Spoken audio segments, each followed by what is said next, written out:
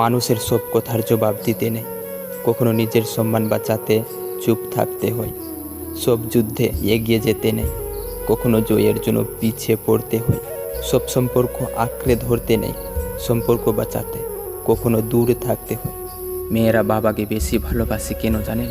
কারণ বাবারা মেয়েকে মা বলে ডাকে। আর ছেলেরা মাকে বেশি ভালোবাসে কেন জানেন? কারণ মা তাদের বাবা বলে ডাকে। 1000 বছর বেঁচে থাকুক পৃথিবীর এই সকল মা বাবা। ঘড়ি মানুষকে সময় দেখায়, আর সময় মানুষকে আসল রূপ দেখায়।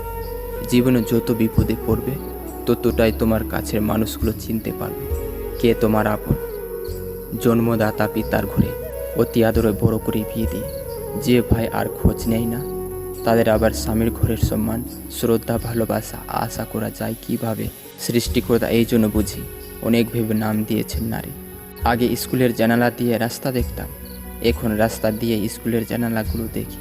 গোপোটা বিড়াল কখনো বাঘ হয় না, দামি কাপড় চোপড় পরা ব্যক্তি কখনো ভদ্র হয় না, প্রত্যেক ডিগ্রিধারী কিন্তু জ্ঞানী হয় না। কর্মই মানুষের আসল পরিচয়। যে কাঁদিয়ে মানিয়ে নেয় সে হলো বাবা, যে কাঁদিয়ে নিজেও কেঁদে ফেলে সে হলো মা। পৃথিবীতে সবার ভালোবাসা ফুরিয়ে গেলেও মা বাবার ভালোবাসা কোনোদিন ফুরাবে না। পরের ছেলে যখন নিজের মেয়ের কথা শোনে তখন গর্বে মায়ের বুক ভরে যায়, আর নিজের ছেলে যখন বউয়ের কথা শুনে তখন আর তার সহ হয় না। তখন ছেলে ও মানুষ আর বৌমা ভালো না। এটাই আমাদের বাস্তব সমাজ। যদি কেউ তোমাকে সন্দেহ করে তাহলে দুঃখ পেও না। মনে রাখবে সবাই সোনা বা হিরেকে সন্দেহ করে যে সেটা আসল কিনা, কিন্তু কেউ লোহাকে সন্দেহ করে না। দিন শেষে নিজেকে ভালো রাখতে গেলে নিজের কিছু পরিবর্তন প্রয়োজন। তার মধ্যে অন্যতম হলো কম কথা বলা, অন্যের সাথে নিজেকে কম জড়ানো। বেশ, তাহলে জীবন সুন্দর। স্বর্গে সব কিছু আছে কিন্তু মৃত্যু নেই।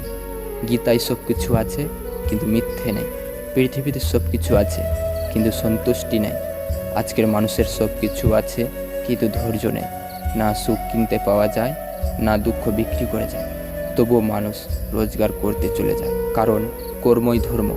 সকাল না হওয়া পর্যন্ত ফুলেরাও জানে না মন্দিরে যাবে না শ্মশানে। তাই জীবনটা যতদিন আছে হেসে খেলে কাটাও।